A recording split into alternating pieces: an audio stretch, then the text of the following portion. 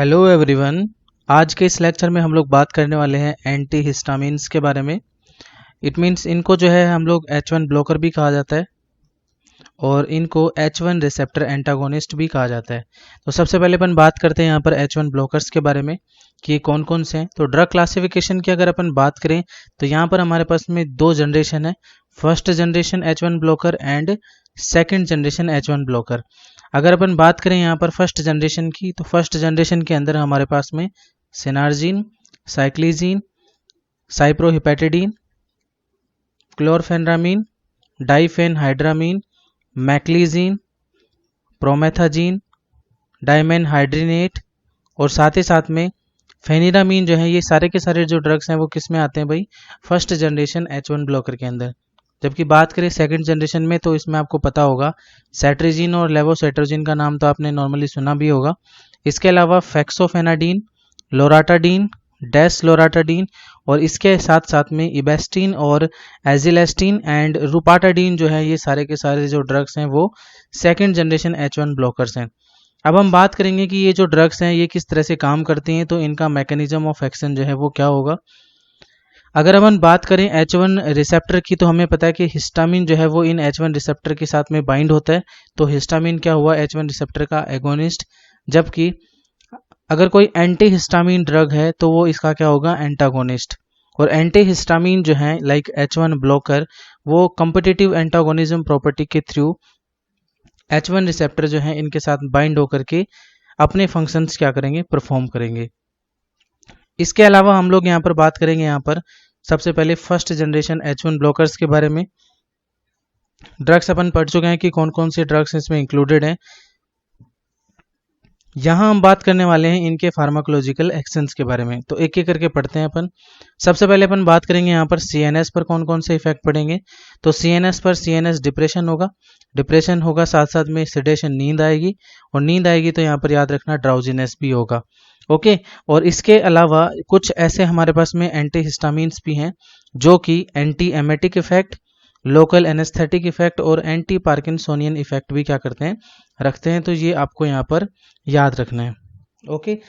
तो यहाँ पर हमारे पास में CNS के बाद जो हमारे पास सेकंड जो एक्शन आते हैं यहाँ पर इसके, वो है एंटी एलर्जिक एक्शन। तो ये एंटी एलर्जिक एक्शन भी रखते हैं।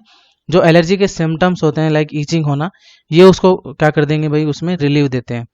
इसके अलावा एंटी कोलिनर्जिक एक्शन भी रखते हैं, जिसमें कि हमें एट्रोपिन लाइक एक्शन देखने को मिलेंगी, like dryness of mouth, blurring of vision, constipation and urinary retention. अब हम लोग यहाँ पर बात करेंगे जो H1 ब्लॉकर हैं फर्स्ट जनरेशन, उनके फार्माकोकाइनेटिक्स क्या हैं। तो इनका जो एडमिनिस्ट्रेशन जो है वो ओरली भी हो सकता है और पेरेंट्रल भी। एब्जॉर्प्शन इनका जो है वो वेल एब्जॉर्ब्ड होंगे हमारी बॉडी के अंदर। डिस्ट्रीब्यूशन जो है वो वाइडली होगा, हमारी कंप्लीट बॉडी में हर जगह जो है वो इनका डिस्ट्रीब्यूशन होता है। मेटाबॉलिज्म की अगर अपन बात करें तो वो लीवर में होगा, और एक्सक्रीशन जो है वो कहाँ पर होगा भाई, यूरिन के थ्रू होगा। नेक्स्ट अपन बात करते हैं कि जो H1 ब्लॉकर्स हैं जो कि फर्स्ट जनरेशन के, इनके कौन कौन से एडवर्स इफेक्ट हैं। और यहीं पर अपन बता सकते हैं कि एक क्वेश्चन है, why second generation drugs is preferred, यानी कि फर्स्ट जनरेशन के बजाय सेकंड जनरेशन H1 ब्लॉकर जो है इनका यूज क्यों किया जाएगा, क्यों प्रेफर्ड है। तो यहाँ पर अपन एक्चुअली में बात करेंगे फर्स्ट जनरेशन H1 ब्लॉकर्स के एडवर्स इफेक्ट्स की। तो सबसे पहले बात करते हैं CNS पर। अभी फार्माकोलॉजिकल एक्शन जब अपन ने पढ़े थे तो वहाँ पर भी अपन ने बात की थी कि सिडेशन होगा, drowsiness, headache, incoordination, loss of concentration, fatigue और वीकनेस। तो ये सारी की सारी चीज़ें होती हैं उसके अंदर। तो अगर कोई पर्सन अगर इनका यूज करता है और ड्राइविंग करता है, कोई मशीन चलाएगा, तो हो सकता है कि उसका कोऑर्डिनेशन बिगड़ जाए, कंसंट्रेशन ना हो अपने काम पे ऊपर, तो हो सकता है किसी न किसी टाइप का एक्सीडेंट हो सकता है। तो H1 ब्लॉकर जो हैं वो क्या होंगे भाई, अवॉइडेड होंगे। कब, while driving and operating machinery. ठीक है। तो कोई भी पर्सन अगर वो ड्राइव करना चाहता है तो उनको H1 ब्लॉकर नहीं लेने चाहिए। ओके। ये जितने भी साइड इफेक्ट पड़े अपन ने यहाँ पर CNS के, ठीक है, तो ये सब के सब रेयरली हमें देखने को मिलते हैं सेकंड जनरेशन H1 ब्लॉकर्स के साथ में। ठीक है। तो एक तो नंबर वन ये रीज़न हो गया कि हम लोग सेकंड जनरेशन ड्रग को क्यों प्रेफर्ड करते हैं बजाय किसके, फर्स्ट जनरेशन ड्रग्स की। सेकंड अपन यहाँ पर साइड इफेक्ट को पढ़ेंगे GIT पे। तो nausea, vomiting, loss of appetite और एपिगेस्ट्रिक डिस्कम्फर्ट हमें देखने को मिलेगा। और बात करें एंटीकोलिनर्जिक साइड इफेक्ट की, तो अभी हमने बताया था कि एट्रोपिन लाइक एक्शन देखने को मिलेंगे, like dryness of mouth, blurring of vision, constipation, urinary retention. तो ये सभी चीज़ें जो हैं हमें देखने को मिलेंगी, लेकिन ये सभी चीज़ें जो है हमें सेकंड जनरेशन H1 ब्लॉकर है उनके साथ में देखने को नहीं मिलेंगी। अब अपन फोर्थ यहाँ पर इसका देखते हैं एडवर्स इफेक्ट, तो वो है टेरेटोजेनिक इफेक्ट। ठीक है, तो ये जो प्रॉपर्टी है हमें ये ऑब्जर्व होती है एनिमल्स के अंदर। नेक्स्ट अपन बात करते हैं इसका ADR, वो है हाइपर सेंसिटिविटी। तो यहाँ पर अगर टॉपिकल एप्लीकेशन अगर किया जाता है इनका, तो हमें कॉन्टैक्ट डर्मेटाइटिस हमें देखने को मिल सकता है। अब हम बात करेंगे कि जो H1 ब्लॉकर है इनके कौन कौन से यूजेज हैं। तो सबसे पहले बात करते हैं allergic reactions, allergic disease. Allergic disease की अगर अपन बात करें तो ये एलर्जिक रिएक्शंस जो होती हैं उनके जो सिम्टम्स होंगे उनको क्या करता है, ये ट्रीट करेगा और प्रिवेंट करेगा। अब कौन कौन से एलर्जिक डिजीज हो सकते हैं भाई, प्लूराइटिस, urticaria, dermatitis, rhinitis and conjunctivitis. ठीक है, तो ये एलर्जिक डिजीज हो गए हमारे पास। सेकेंडली हम बात करेंगे कि कॉमन कोल्ड जो है उसके अंदर यूज हो सकता है इनका। तो कॉमन कोल्ड के अंदर ये क्या प्रोड्यूस करेंगे भाई, सिम्टोमेटिक रिलीफ, और वो कैसे करेंगे, by sedative and anticholinergic action. Next जो इसका यूज है हमारे पास वो है प्री एनेस्थेटिक मेडिकेशन के अंदर। तो जो प्रोमेथाजीन ड्रग है इसका यूज किया जाता है किसके लिए भाई, for sedative and anticholinergic effects. और प्रोमेथाजीन जो है इसका तो मोशन सिकनेस जो होती है उसमें भी यूज किया जाता है। नेक्स्ट है हमारे पास में as a anti emetic drug. तो प्रोमेथाजीन, डाइफेनहाइड्रामीन और डाइमीन हाइड्रेनेट जो ड्रग्स हैं ये यूज होती हैं किसके लिए, for prophylaxis of motion sickness. तो इनमें इनका यूज होता है। और ये क्यों होता है भाई, because of their anti cholinergic action. और ये कैसे काम करेंगे भाई, कहाँ पर काम करेंगी, ये हमारा जो वेस्टिबुलर एपरेटस होता है वहाँ पर एक्ट करती हैं। और जो वेस्टिबुलर एपरेटस होता है वहाँ पर H1 वहाँ पर रिसेप्टर्स होते हैं, तो उनके साथ में ये अपने एक्शन परफॉर्म करती हैं। नेक्स्ट अपन बात करते हैं कि जो प्रोमेथाजीन है ये कुछ दूसरे अदर एंटी एमेटिक ड्रग्स के साथ में भी मिलकर के इसका यूज लिया जा सकता है। और वो किस में होगा भाई, टू कंट्रोल वॉमिटिंग। तो वॉमिटिंग को कंट्रोल करने के लिए इसका यूज लिया जा सकता है। और जो वॉमिटिंग हो रही है यहाँ पर वो किसकी वजह से हो रही है भाई, यहाँ पर कैंसर में जो कीमोथेरेपी होती है उसकी वजह से, या फिर रेडिएशन थेरेपी अगर दे रहे हैं किसी पर्सन को तो उसमें जो वॉमिटिंग होगी उसको भी यहाँ से ट्रीट किया जा सकता है। नेक्स्ट अपन बात करेंगे यहाँ पर इसका यूज कौन सा है भाई, यहाँ पर पार्किंसन डिजीज के अंदर। नॉर्मली अगर अपन बात करें तो पार्किंसन डिजीज के अंदर इम्बैलेंस होता है किस किस के बीच में भाई, एसिटाइल कोलिन और डोपामीन के बीच में। ठीक है, यहाँ पर एक्चुअली क्या होता है कि एसिटाइल कोलिन का लेवल बढ़ जाता है, यानी कि हाइपर कोलिनर्जिक एक्टिविटी देखने को मिलती है, जबकि डोपामीन जो है इसका जो लेवल है वो बेसल गैंग्लिया के अंदर क्या हो जाता है, डिक्रीज हो जाता है। तो यहाँ पर इन चीज़ों को कंट्रोल करने के लिए प्रोमेथाजीन, डाइफेनहाइड्रामीन और जो ऑर्फेनाड्रीन जो है इन ड्रग्स का यूज किया जाएगा।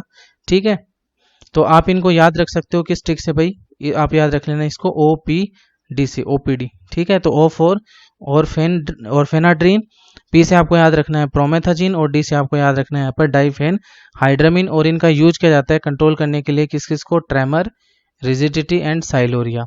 और ये क्यों यूज किया जाते हैं भाई, बिकॉज इनका एक्शन होता है कौन सा भाई, एंटीकोलिनर्जिक और सेडेटिव प्रॉपर्टीज। तो आई बात समझ में।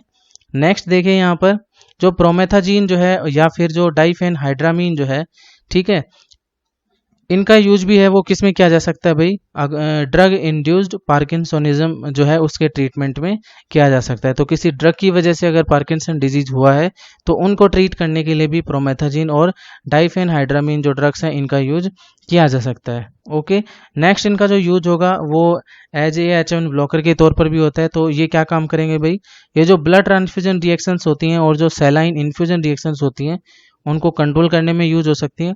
तो जैसे इनमें हमें चिल्स और रिगर्स हमें देखने को मिलेगा अगर ये रिएक्शंस होंगी तो। नेक्स्ट इसका यूज है मैनियर डिजीज में जो वर्टाइगो होते हैं उनको कंट्रोल करने में, या फिर जो अदर टाइप के वर्टाइगो होते हैं उनको भी कंट्रोल किया जा सकता है।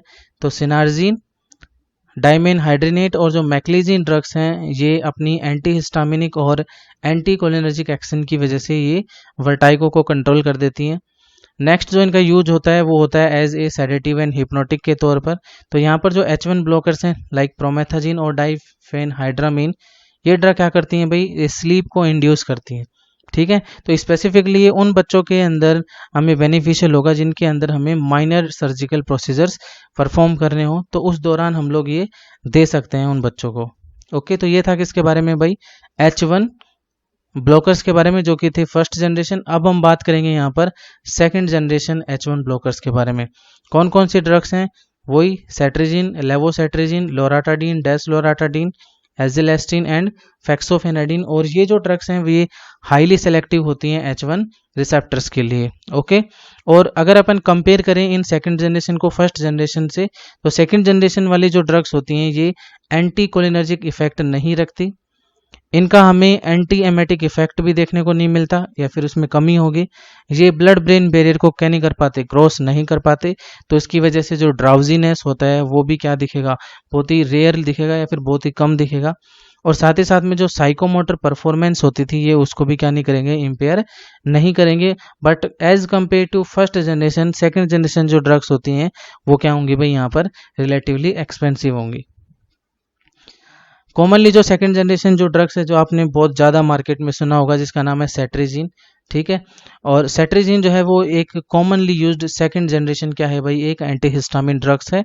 इसका काम होता है जो हिस्टामिन होता है उसके रिलीज को क्या कर देगा भाई, ये इनिबिट कर देगा, और इसकी वजह से जो है वो बहुत ही मिनिमल या फिर ना के बराबर क्या होता है भाई, ड्राउजीनेस हमें देखने को मिलेगी। और इसका जो मेटाबॉलिज्म है ये हमारे बॉडी के अंदर नहीं होता। सेम ऐसे ही जो सेकंड जनरेशन में एक और ड्रग है वो कौन सी है भाई, लेवोसेट्रिजिन। तो जो लेवोसेट्रिजिन ड्रग्स है ये मोर पोटेंट है, और ये जो है